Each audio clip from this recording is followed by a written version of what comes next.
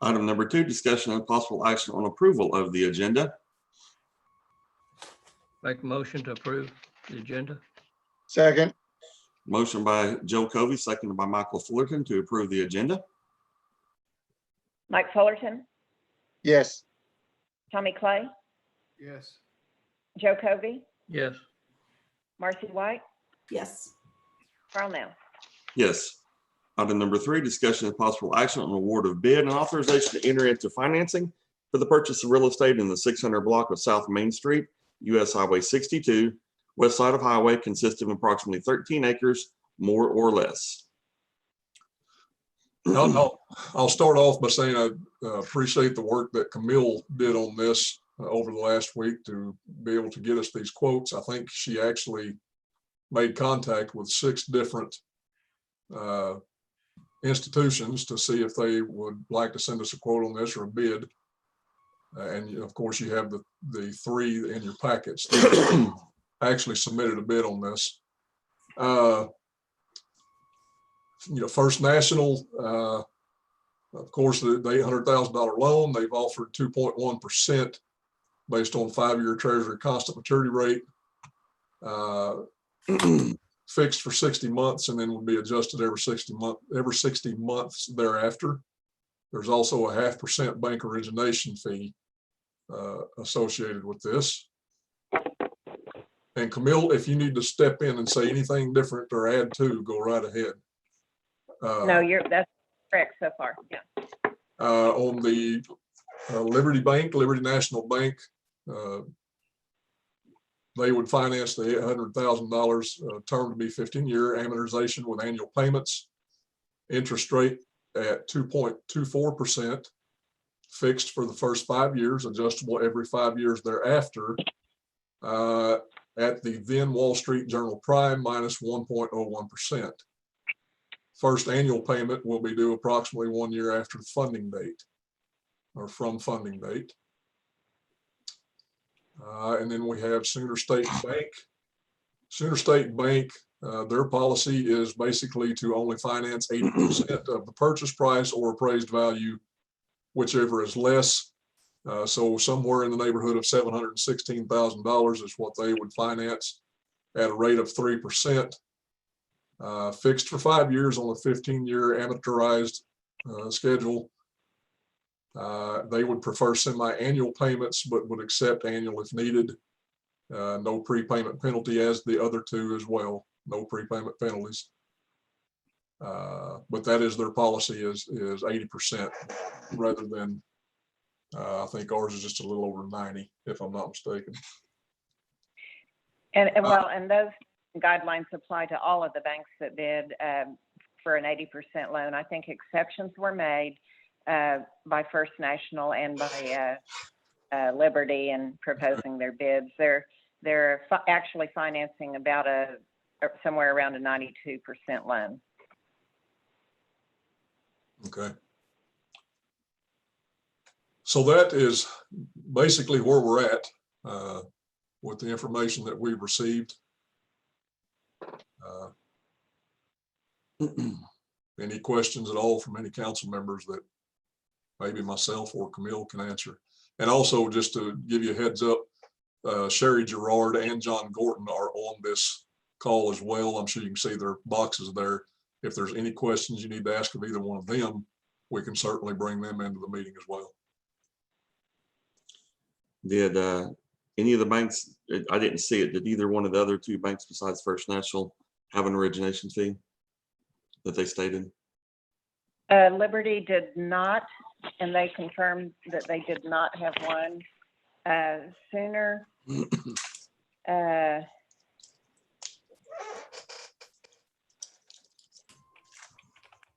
I didn't see one in the Sooner document. I don't see one in their letter. I don't have a confirmation that they were not going to charge one, but I don't see one in their proposal.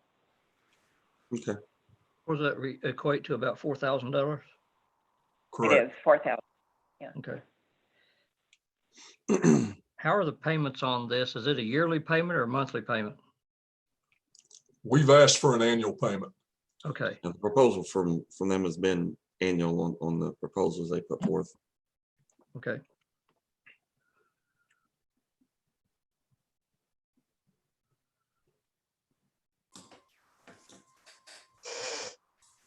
And Sherry was nice enough to run some numbers for me. I don't have the ability to do that, to see what the payment would be. But her program that she was using would only run a monthly payment.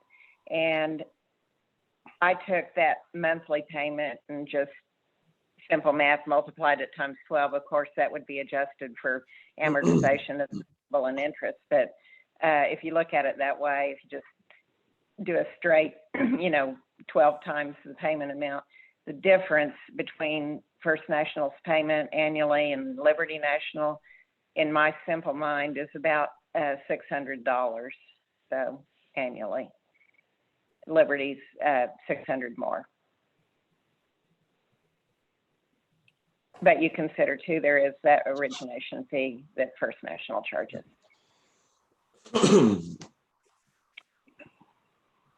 And Liberty did a nice calculation. I need to give them credit too. Basically saying the bottom line is if we decide to start construction sooner rather than later on the fire station, then their bid, their actual effective rate would be lower if we started construction the first couple of years or so, maybe even 3 years. But if we don't, then the cheaper proposal is First National. So it's the pleasure of the council.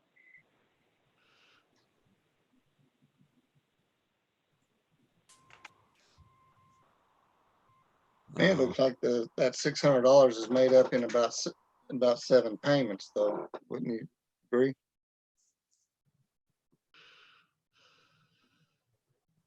Well, I think so. And there's a good chance that we'll hopefully start the fire station within a couple of years, but that doesn't mean we have to pay off all this note. I think we pay off whatever the lender would require for us to release the land we're going to build the fire station on.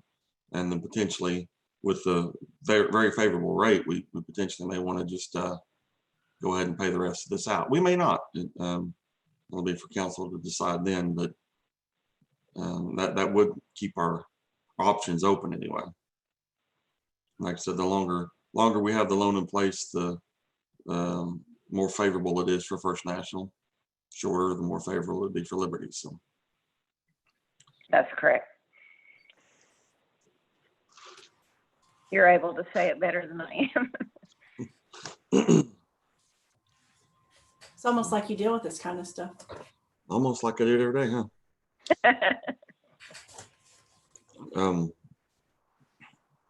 So I don't know. What are your thoughts, Kevin? Do you have a recommendation? My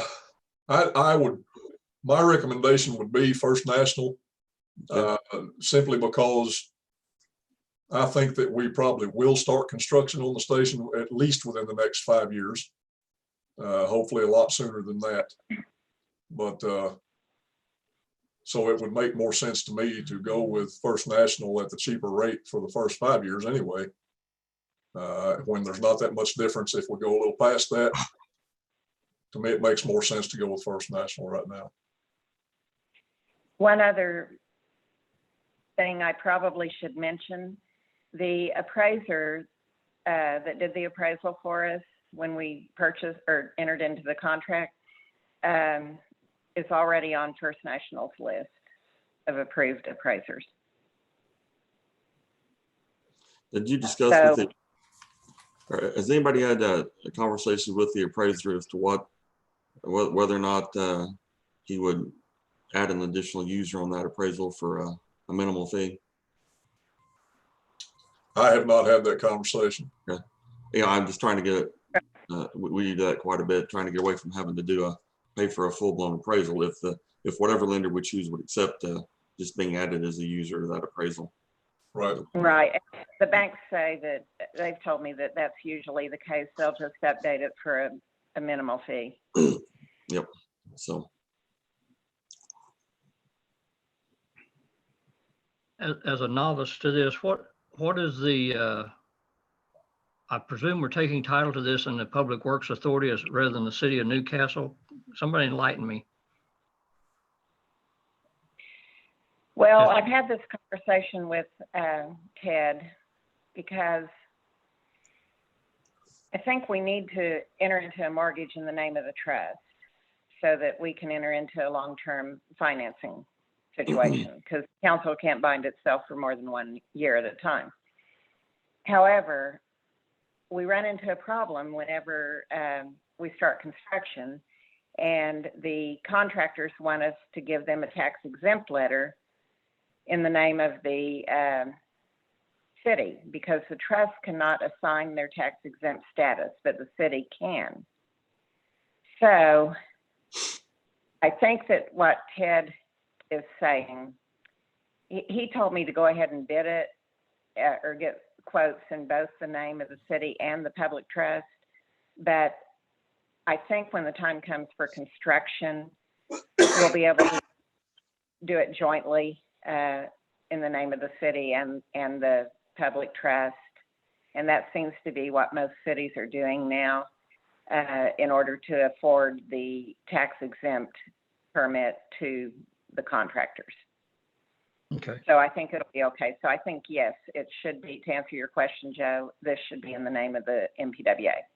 Well, and I figured that's what the deal was, but I just want somebody to say it because I was noticing a lot of times that things we're doing under trust authority rather than the city of Newcastle, and I just kind of wondering why. Yeah, just because they can enter into long-term Okay. contracts like this, Okay. obligate the city long-term. Any other comments from council? And I favor the First National bid. You know, like we've discussed, the origination fee is an issue if we pay it off early.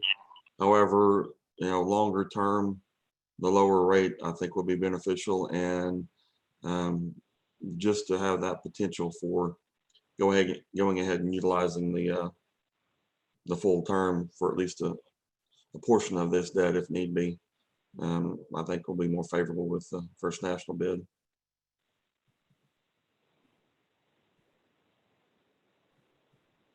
What was your question a while ago, Carl, about the appraiser adding an additional use or something? Well, when an appraisal is done, they put an intended user of that appraisal of who has the legal right to utilize that appraisal. Okay.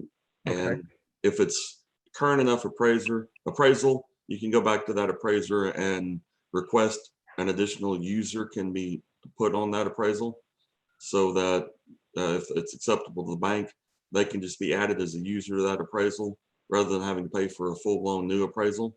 Correct. And so for minimal fee, sometimes no fee, but often it's a minimal fee, you get an added user to that appraisal and you're able to utilize an existing appraisal rather than having to pay for a full appraisal. Okay. So with that appraisal that we've got, will it have both City of Newcastle and Public Works Authority already, or what? Or is that what you were getting at? I was getting at the bank. The bank Okay. will need an appraisal, and so I was getting at them being able to utilize our existing appraisal. So is Right. that something that we should be asking both Sherry or John?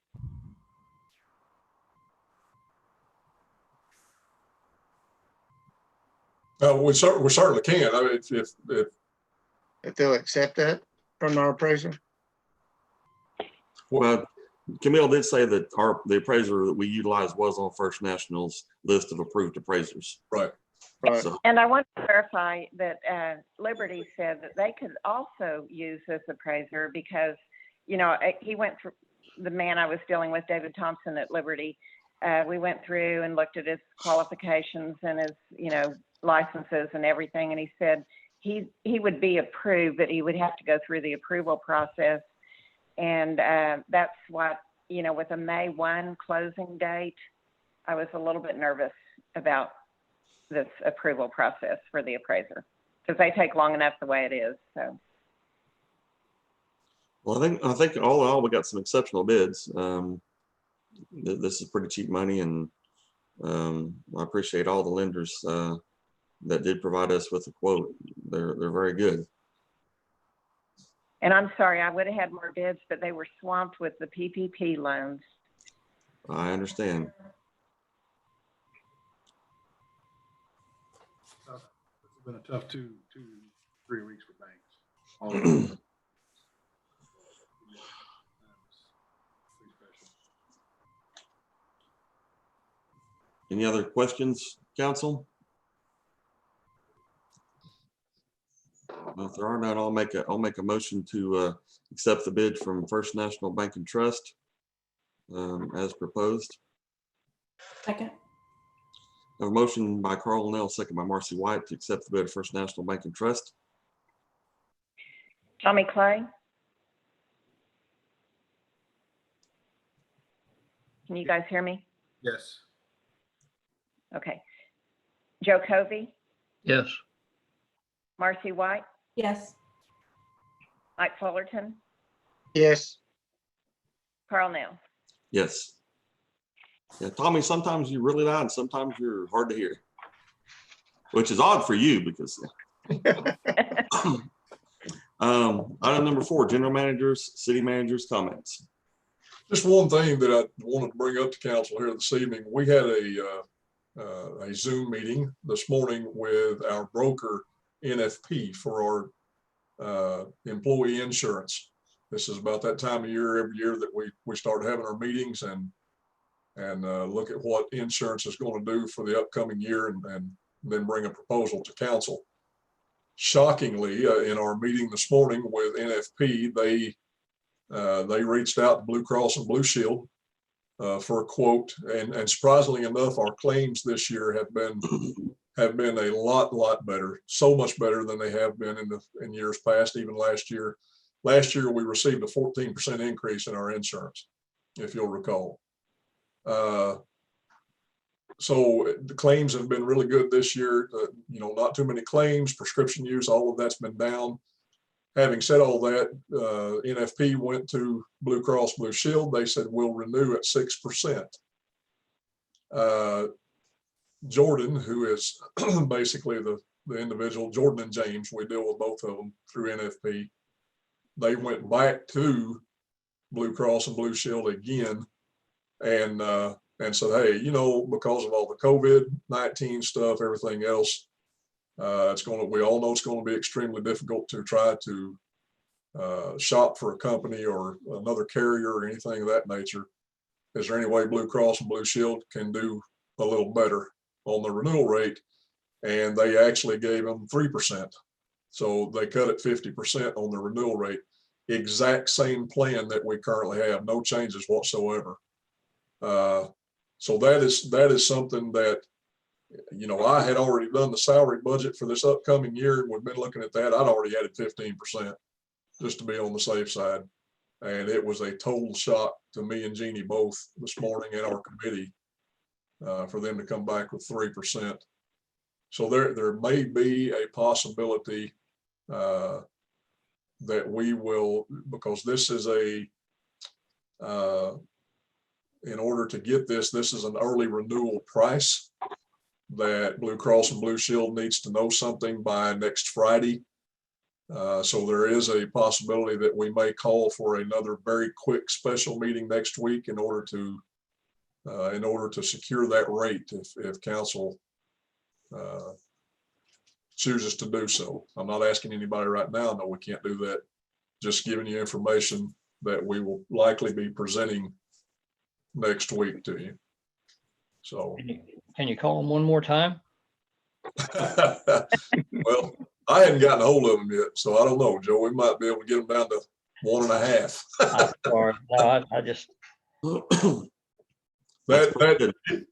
It was really fantastic news for Jeannie and I to hear that, because right now, I'll just tell you right now, we have cut our revenue stream by 20% for next year's budget.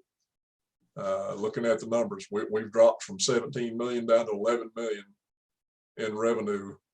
I'm hoping that is a major worst case ultra conservative number, We'll know a little bit more by the time our May taxes get here and kind of what that's starting to look like. But to come in with a 3% renewal, that was very encouraging to a little bit, especially when we're dealing with what we're dealing with right now. Yep. Mhm. And, it's different. We're a little more fortunate than Oklahoma City because even though we've got some retail, we don't have the large retail that they've got being a bedroom community. So I think we're buffered a little bit in that respect, but we're definitely going to feel it. With these other, Norman, Oklahoma City talking about, and I've seen some talking about potentially laying off people. That's Oh, yeah, Jeff's with the city of Norman. They're a mess. so that's They're not them. but I think it'll be 6 months before we really know where we're at. Right. Yeah. So I appreciate you. We're gonna have to go on conservative, and if things are better than we had hoped, then we'll be able to do some things. But Yeah. okay, well, that rate sounds good to me. So I think that probably if we need to secure that rate, then Yeah. I think that's probably something we need to plan on another meeting next week. Yeah, it's worth a few minutes if anywhere we can start saving, especially when we didn't even think of it and we're surprised by it. It's even better, right? Yeah. Kevin, Yes, sir. what's the status of the planning commission meeting next week? Is it canceled also? The April council meeting, or I'm sorry, April planning meeting is canceled. We have already, we're already preparing for the May 18th meeting though. Okay. And there's already been some notices sent out for some different projects that need to be on that meeting. So. Okay. I was curious. Yeah, All right, that it, Kevin? that's it. That's all I have right All now. right, item number 5, trustee council member comments. Are we anticipating be back in person at the first of next week, our first of the month meeting? I would anticipate that myself. I mean, it's up to council, of course, but Was that Tommy that spoke? Yes. I will try to speak up. I'm soft spoken. That's how I knew it was you. Yeah, I know we've been getting a lot of questions on you guys as well about what our plans are. And my advice to everybody so far has been that we basically have been following state guidelines. And I believe that's what Carl has stated he plans on doing, is following state guidelines. So if that means that Friday, though, are we opening up stuff for everybody, or? Well, we're opening up the things that the governor allowed to be opened up. So, you can get your hair cut by appointment only, those type of things. And I noticed that more is going the same way as well. So they had put one that was more restrictive than ours, and they have now decided to open up to mirror the governor's. So I think Norman and Oklahoma City are the holdouts in the area.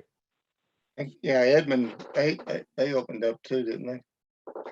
Not for sure. I don't know how people, I mean, the impact of having everything closed this long is going to be traumatic. Holding it out longer. I mean, I don't want anybody sick either, but man, it's awful to have to weigh the two of those right now. It's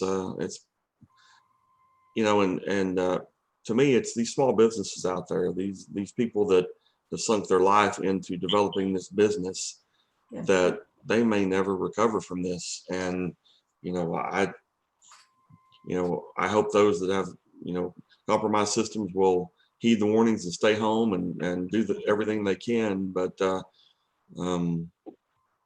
this is destroying lives. Yeah. And they'll feel the impact for the rest of their lives of this. So Yep. Agreed. I will add one thing too, that I do still have the storm shelter, the community storm shelter closed down, which I think a couple of days ago we were basically obliterated on our little Facebook deal and community page or whatever. But I just don't think it's time to open that shelter with the rate of spread and the way that it can spread, 1 contaminates 3, 3 contaminates 6. I mean, you got a compound effect. If we had 1 or 2 people come in out of 200 or 300, I mean, that could be extremely disastrous. Well, and you still have CDC behind you on that. There's no way for you to be able to police that and make it work. There's no way. Well, I mean, and I do completely understand. I mean, it's a very, very difficult decision to have to live with, especially if we had, everybody saw the tornadoes yesterday. Yeah. Oh, and I mean, those things were massive, big, and mean. And if something like that, I don't know. If we have a very strong prediction from National Weather Service that today's going to be the day in Newcastle or surrounding areas, then I may just go ahead and say, yes, we're going to do it. I mean, especially if we're expecting, extremely strong tornadoes for that day or whatever. But right now, as it stands, and the state emergency management and National Weather Service came out with a document that said people need to try to think about sheltering in their own homes because they are safe from 98% of tornadoes in Oklahoma by doing that. And I shared that, of course. So that's what we have been basing our decision off of to keep this thing closed down right now. What's the capacity of our storm shelter, Kevin? 1,094 is what it's rated for. What's the 6-foot capacity? Yeah. That was my next question. Yeah. Yeah. Not very many. I mean, Right. and how do you, it's bad enough whenever you're talking about putting it at main capacity without 6 foot and still having to turn people away. Correct. That was actually something that was mentioned by the state was, well, we suppose you could go in and mark an X every 6 feet from the floor in the shelter and have people stand on those X's. Well, that's just asinine. That's not going to happen. Is the shelter totally open, or are there chairs in there, or what's the situation of it? I've never been in it. There are chairs. There's probably, I think, about 100 or so chairs, white chairs in there. Okay. I will tell you, of course, you can't get near as many people in there if you put chairs out. Correct. I will tell you at one point, I don't know that it would be the same today, but at one point in 2011, we had close to 1,200 people in that shelter. And animals, that was it back then when the animals were still going in? And the animals were in there as well. Snakes and everything else. So That was the last place I would have wanted. It's hard enough being in ours with our dumb animals. I cannot fathom what that was like. It's a tough decision all the way around. Yeah. I would probably lean the other direction just because the chances are both are slim, but the fear that happens with tornadoes. But I also understand your position, Kevin. I understand where you're at, and I understand that. But if it came down to opening that up and having people have a place to go, I mean, I would be willing to risk the infection, but that would be me. Well, we've had warning. We've had really good warning though on the big ones, and enough for word to get out if Kevin decided to. I mean, the 13s, all those, prediction has gotten good enough. I think you could make that decision with ample time to put the alerts out that, yeah, we're going to go ahead and open it, where you're protected or whatever. Yeah, I would think everybody would definitely need to wear a mask if you do that. And, but we'll cross that bridge, I guess, when we come to it. So I'll be down in my backyard in my hidey hole. So I'm here. all right. Any other trustee comments, council member? All right. Item number 6 is adjournment. I make a motion with adjourn. Second. Motion made by Joe Covey, seconded by Michael Fullerton for adjournment. All in favor, say aye. Aye. Aye. Any Aye. opposed? We are adjourned. Thank you, lady and thank you. gentlemen. See you, folks. Later.